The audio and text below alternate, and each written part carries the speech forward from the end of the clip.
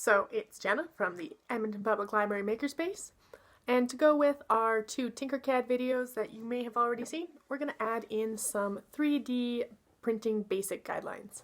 So we're going to go over a couple quick tips, tricks, and rules for how to design a 3D model to make it the best possible print you can make with our 3D printers at the Edmonton Public Library. So let's get into it. How a 3D printer works and understanding how that 3D printer works is really important for understanding how to create a model that'll work really well on a printer. Essentially, a 3D printer is sort of like a giant hot glue gun. You're going to have a large spool of filament, and that's going to go into the 3D printer hot end, where it will then heat up, melt the plastic, and spit it out layer by layer. You can see on this picture just how the layers are kind of stacking one on top of each other. So this stacking is really important to consider in a lot of different things of how you're making something. If you're building a Lego building, you can't start on the second floor, you have to start on the bottom floor. Okay, so let's talk about the 3 major rules that we need to consider. First, we have the 45-degree rule. This means that any overhangs, things like tree branches or arms, need to be 45 degrees or closer to up and down to properly stack the layers on top of each other. Anything less, closer to 180, more horizontal, will cause a failure of your print. So, rule number 2. You're going to want to have a flat printing surface so that your print can adhere to the bed really well.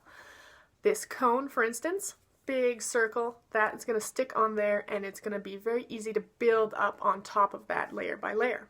However, if we were to print the cone on its point, sure, the 45 degrees would work out, but that tiny little dot is not enough to stick the print to the bed plate.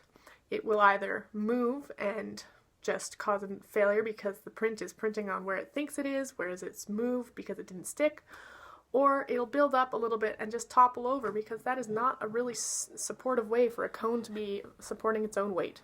The third rule is overhangs and bridging. So, if you have a dinosaur with its little dinosaur legs, there is a certain amount of bridging where the 3D print goes from one spot to another. A really tiny dinosaur, even though you're hitting that 180 degrees angle, it's not actually going to fail because it's so close together it doesn't cause a problem.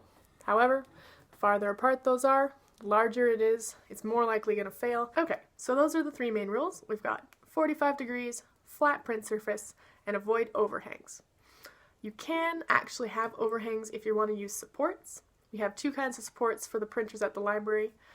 PVA, which is the dissolvable support. You put your print in some water after it's done and it will slowly dissolve away to a slimy goop, leaving nothing but your PLA minifigure remaining.